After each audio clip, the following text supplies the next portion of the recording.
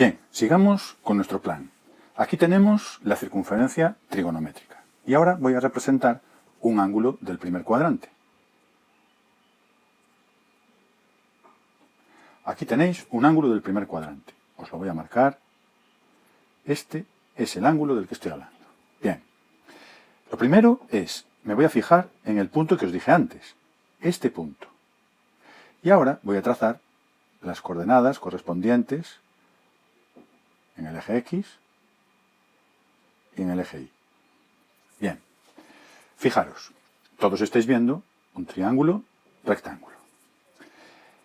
¿Quién sería el coseno de ese ángulo? Pues sería el cateto contiguo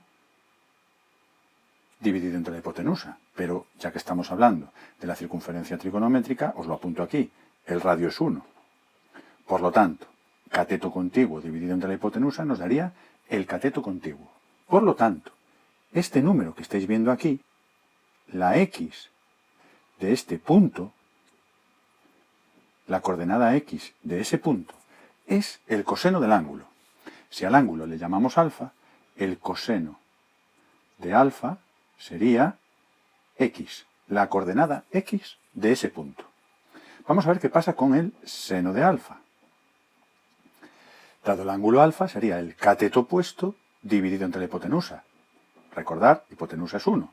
Por lo tanto, sería el cateto opuesto. Sería esto de aquí, es decir, este número.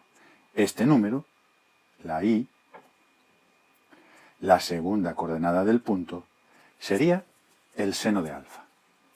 ¿Quién sería la tangente?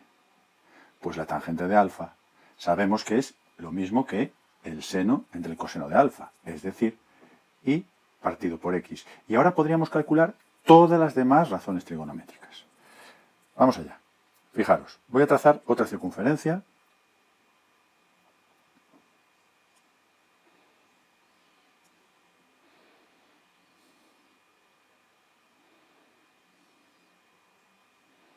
Qué bien me salen las circunferencias. Bien, y ahora voy a elegir un ángulo, pues de más de 90 grados. Por ejemplo, este ángulo. El ángulo sería este, recordar. Empezamos en el eje positivo de las X, sentido contrario de las agujas del reloj. Este sería el ángulo alfa. Es un ángulo del segundo cuadrante. El anterior era un ángulo agudo, también podemos llamarle del primer cuadrante. Bien, ¿quién es el seno y el coseno de este ángulo? Misma operación. Me fijo en este punto. Ese punto tiene dos coordenadas. Esta es la coordenada X y esta es la coordenada Y. Hemos visto antes que el coseno es la coordenada X y el seno es la coordenada Y. Para que os acordéis, el eje Y, en el eje Y siempre van a estar el seno del ángulo y en el eje X va a estar el coseno del ángulo. Esto es extensivo para todos los ángulos. Ángulos del tercer cuadrante, ángulos del cuarto cuadrante. Os pinto uno del cuarto cuadrante. El ángulo sería desde aquí hasta aquí. El punto que me interesa es este de aquí. Y las coordenadas serían esta en el eje X y esta en el eje Y. ¿De acuerdo? Bien. Os tenéis que quedar con esto, importante, ¿vale? Y, segunda idea, fijaros que las razones trigonométricas van cambiando de signo. Por ejemplo, si el ángulo era del primer cuadrante, X, que es el coseno, es un número positivo. Mientras que Y, el seno, es también un número positivo. Seno y coseno son positivos.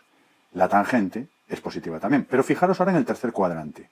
En el tercer cuadrante resulta que la coordenada X, que es el coseno, resulta que es positivo. Pero fijaros ahora lo que ocurre con el seno, que es la coordenada Y. La coordenada Y es un número negativo. Fijaros entonces, la tangente es negativa. Para acabar, resumen. Primero, que veáis, dado un ángulo cualquiera, cómo se redefinen las razones trigonométricas. Ahora, al finalizar el vídeo, os he avanzado lo que va a ser el siguiente vídeo, que es el signo de las razones trigonométricas según el cuadrante en el que se encuentra el ángulo.